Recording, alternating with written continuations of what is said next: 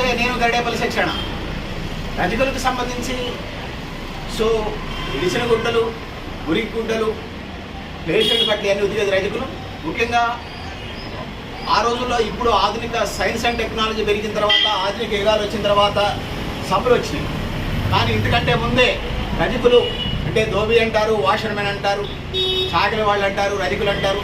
వీళ్ళు బట్టలు ఉతికే వృత్తిగా ఉన్నది మొదటి నుంచి, తరతరాలుగా యుగాలుగా పురాణాల్లో, ఇతిహాసాల్లో, గ్రంథాల్లో, అనేక మహా పుస్తకాల్లో వీటిల్లో ఉన్నది. సో రజకులకు సంబంధించి సామాజిక డాక్టర్లు అంటారు వీళ్ళని. ఎందుకంటారు అనే దానికి వచ్చినప్పుడు బట్టలు ఉతికే వృత్తిలో ఉన్నారు వీళ్ళంతా. ఈ బట్టలు ఉతికే వృత్తిలో ఉన్నప్పుడు మామూలు ఉతికితే బట్టలో మురిగిపోతే పోదు. ఈ క్రమంలో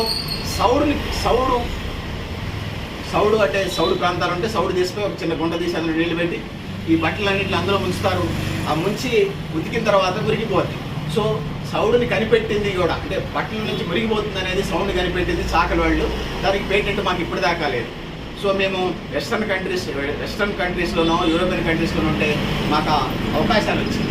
కానీ సౌండ్ని కనిపెట్టింది మా వాళ్ళు. దాని తర్వాత వచ్చినటువంటి కాలక్రమంలో జనరల్గా ఉతికిన బట్టలు, విడిసిన బట్టల్ని లేకపోతే బాలింత బట్టల్ని మేము ఉతుకుతాం. సో వాటికి సంబంధించి పరిశుభ్రత చేయడానికి సంబంధించి రజకులు చేస్తారు, ఉతుకుతారు సౌడుతోని. సో సౌడుతోని ఉతికిన తర్వాత పేషెంట్ బట్టలు ఉంటాయి. కొంతమంది 10 రోజులు, 20 రోజులు, 4 రోజులు, కొన్ని నెలల పాటు హాస్పిటల్లో ఉంటారు. అనేక ఫంగస్కి సంబంధించిన, బ్యాక్టీరియా సంబంధించినటువంటి జబ్బులు వస్తాయి.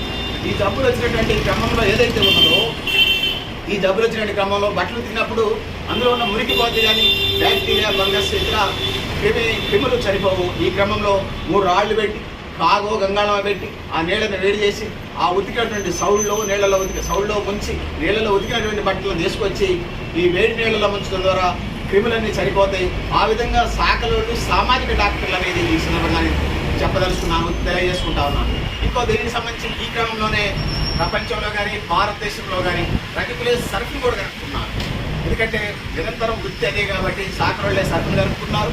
దానికి అదే మా జాతులు యూరోపియన్ కంట్రీస్లో, యూరోపియన్ దేశాల్లో కానీ లేకపోతే పాశ్చాత్య దేశాల్లో కానీ మామూలు ఉంటే మాకు ఆ ఇంగ్లీష్ విద్య అర్థుంటే ఇంగ్లీష్ విద్య ద్వారా మావాళ్ళు చదువుకొని పేటెంట్ కోసం, కాపీ రైట్స్ కోసం మావాళ్ళు ట్రై చేసి ఉండేవాళ్ళు. కానీ మేము సరుకులు కనుక్కుంది మేము, సోడాని కనుక్కుంది మేము, లేకపోతే సౌడుని కనుక్కుంది మేము.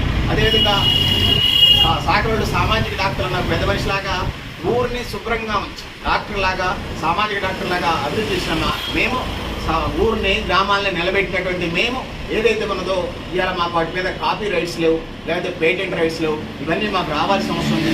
ప్రభుత్వాలు, కేంద్ర రాష్ట్ర ప్రభుత్వాలు గుర్తించి ఆ పేటెంట్ మా జాతులకు ఇవ్వాలని చెప్పేసి ఇవ్వడం ద్వారా మా జాతులు అభివృద్ధి చెందడానికి ఆస్కారం ఉందని తెలియజేసుకుంటూ, పెద్దలారా, మిత్రులారా, మీరు కూడా మీ అభిప్రాయాన్ని కామెంట్ బాక్స్ రాయని తెలియజేస్తూ నేను గరిడేపల్లి శిక్షణ. Thank you.